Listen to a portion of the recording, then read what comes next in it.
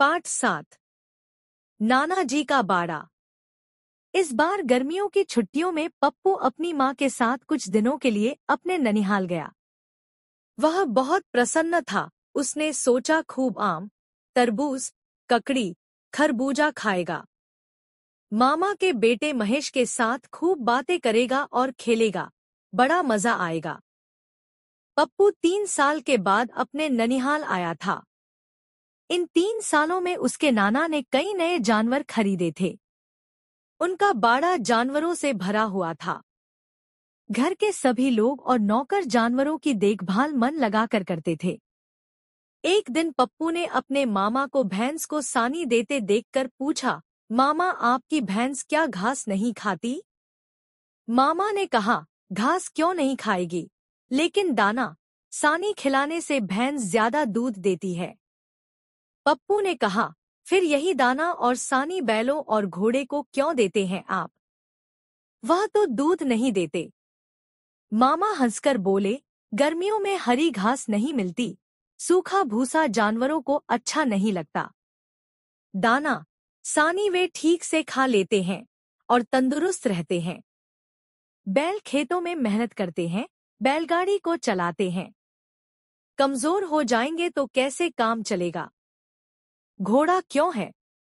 घोड़ा गाड़ी क्यों नहीं? पप्पू ने फिर पूछा।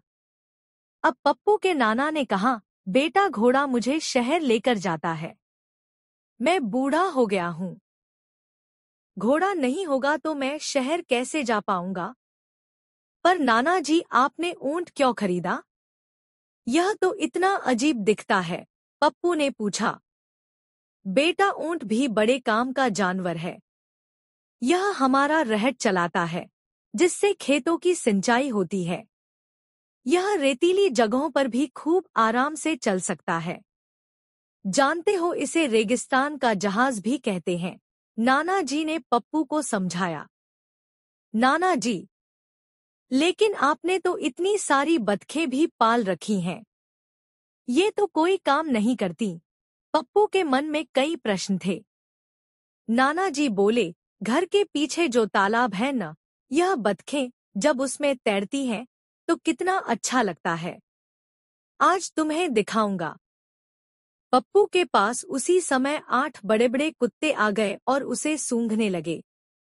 पप्पू डरकर बोला, नाना जी इतने सारे कुत्ते क्यों पाले हैं आपने? आपको डर नहीं लगता? तुम भी मत डरो। कुत्ते बड़े वफादार होते हैं। जो उन्हें पालता है, अपनी जान देकर भी उसकी रक्षा करते हैं। मामा ने उसे समझाया। लेकिन 8 कुत्तों की क्या जरूरत है? सतीश ने पूछा। नाना जी बोले, अरे पप्पू, इतना बड़ा घर है। चोर डाकुओं का भय रहता है। खेतों की देखभाल और रखवाली के लिए भी कुत्ते बहुत जरूरी हैं।